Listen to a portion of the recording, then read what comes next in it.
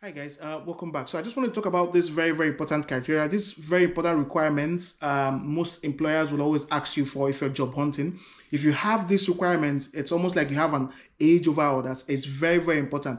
90% of UK employers would always ask you for this very important requirement. You might have your masters, you might have your degree, you might have done a couple of certifications and all that. You might feel you're qualified for the job, but if you don't have this important requirement, they will just tell you, no, unfortunately, we're not able to offer you the job. In fact, your inbox will be filled with unfortunately, and all that. Like I said, it's very important. If you check 90% of UK job requirements, it's always listed there. It's very important you have this. That's why I want to talk about it today. I know it's a couple of people, like newcomers and all that, might not have seen or might not have known this, and that's why I'm making these videos for them. It's very important you have this requirement if you're looking for a job. What am I talking about here is your UK driver's license. No matter how small you want, you're trying to probably want to downgrade it and all that. It's very important. In fact, you can't downgrade it, because like I said, it's 90% of UK employers would always ask you for it. Aside from your degrees and certifications, they would always ask you. You have your diploma in this, you have your diploma in this, and all that. They would always ask you, have you got a clean UK driver's license? And if it's no, you get the unfortunate letter and all that. So it's very important. You need to get your UK driver's license. If you're coming over to the UK, it's an opportunity for you. If you're coming over from Nigeria or from most African countries and all that, all you need to do is prepare yourself to get your UK driver's license once you've arrived. Don't be like most of us that came in and then it took us a couple of years to sit for our test and then pass. So all you need to do is package yourself and prepare yourself. If you're coming in from Nigeria, get your international driver's license. Once you've gotten in here, if you can afford a car on your first month, is fine. But if you can't, give it a couple of months, say 2-3 months. If you can afford a car, you can pick up a car. You can buy a car for as low as 800 to 1,000 to 1,200 pounds. Basically, this amount I gave you now is basically for manual cars. It's quite easy to get manual cars for that price. And if you're someone that likes to drive manual, if you're okay with driving manual, then you can get a manual car for that amount. But if you want to buy automatic and all that, you just need to add a couple more pounds. But the most important thing is get a car. Get a car. Once you're coming into the UK, within the first 2, 3, 4 months, if you can afford it, buy a car. Once you have your international driver's license, insure the car and start driving. The reason is UK roads are quite different from Nigerian roads, different from most African roads. Where they drive, if they drive on the left side, and then why we drive on the right side and all that. So it's quite different. And the road signs are also quite different. Their roads are quite tiny. So here, if you miss a couple of signs, if you drive on the bus lane and all that, you get a fine. But in Nigeria, it's not so. We don't even have bus lanes and all that. Or we don't even respect those stuff. We don't have that bus lanes in most states. So what your international driver's license will do for you is try and get it. I don't think it's that expensive. When you're coming, try and get it. What it's going to do for you is it's going to let you get prepared, get to know the UK routes, and then practice for your test.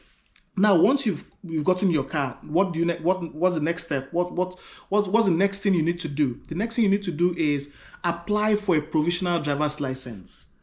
Apply for it and then make the payments and all that. Once you've applied for your provisional driver's license, once you've gotten it, next thing you need to do is to register for your theory test. Register for your theory test. That one you can actually get a closer date. Practice. I talked about the app, the theory test app you could use to practice and all that. So practice for your theory test and then go and sit for the test. Once you pass the theory test, which, like I said, it's quite easy. Most people would always pass that one. The most difficult one is the next one I'm going to talk about. Once you've passed your theory test, the next thing you need to do is prepare for your practical test, which is very important. That's the main exam, your practical test, to show them that you actually know how to drive and all that. So the another problem we have with the practical test is getting a closer date. It's always very far. Like people that want to register for, like if you check the dates available from now till July, you see that it's all booked. So all you see is August, September and all that. So it's almost like 4 months ahead. So it's always very difficult to get a closer date for practical exams. And I've actually talked about two very important apps you need if you want to get the closer date for your practical test. It's in one of my videos and all that. So do well to watch it and then follow through the process to get that date. But that's not what I want to talk about. So like I said, all you need to do is you have your international driver's license first. You're in the UK, you have a car. Then apply for your provisional driver's license. After you've applied for your provisional driver's license, next thing you need to do is apply for sit for your theory test. Once you've passed your theory test, you sit for your practical. Now with your car, the advantage you have with those of us that didn't actually plan ourselves this way is the advantage you have is you have a car. So instead of spending more money on driving instructors, because normally the last time I think what they normally do, what they charge is for most cities, like my city, what most driving instructors will charge for automatic cars, I think what they do charge is about £78 for 2 hours. So, and they will tell you need about 30 something hours to be able to get yourself ready for an exam. So calculate how much you're going to spend. But if you have a car and they know you have a car, you just tell them, I don't need about 30 something hours. I just need about 10 hours to revise and all that, or I need 12 hours or 15 hours to get myself ready.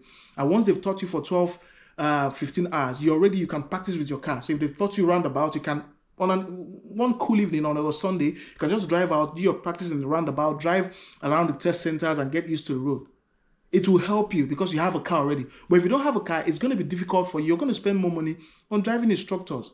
That's why I'm saying I'm making this video so that you would understand that as a new person, as a new person coming into the UK, please get your international driver's license and practice so that you can get your UK driver's license faster. If you're here as a student, before you've completed your school and all that, you already have your UK driver's license. If you're here on, if you're already on post-study visa, or if you're here as a skilled worker, before 1 year, you already have your UK driver's license. It opens more doors for jobs. Like I said, you've seen it. I've posted a couple of employers here that are asking for UK driver's license. Is it in care? If you want a career in care, if you want a career in nursing, if you want community nursing and all that pays you, if you want agency jobs and all that, most will ask you if you have a car.